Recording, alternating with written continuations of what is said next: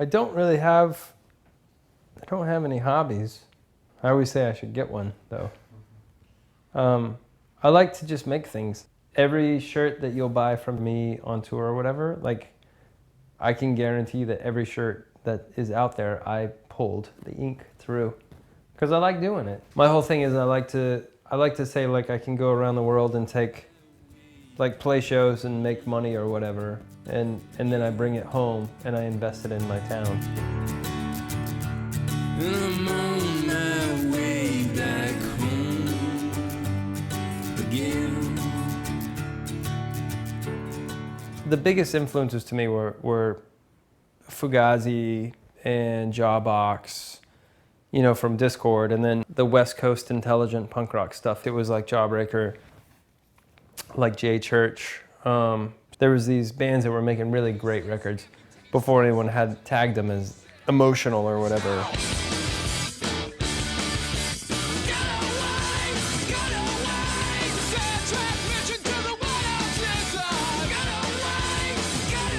And at the drive-in, we didn't take the biggest money deal.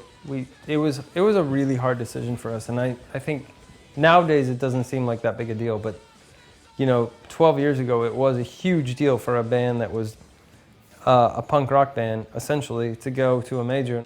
It was difficult. At that time, I didn't feel comfortable even being in those meetings. And I was 21 or 22 or whatever when we were having these meetings, and I didn't get it at all. I didn't understand how it worked, and I didn't feel comfortable, you know, and they would bring you like boxes of shoes, you know? And I guess that's supposed to like impress you, but at the time I just felt kind of dirty, like a whore or something, you know?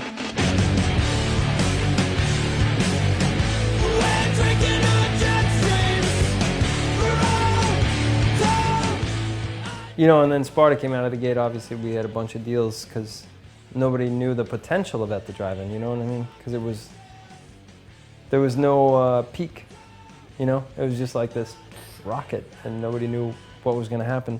And did the first Sparta record, which did really well, and we had a great time for a number of years, and now are, you know, in a matter of months, turning it back on and making a new record in just a couple of months.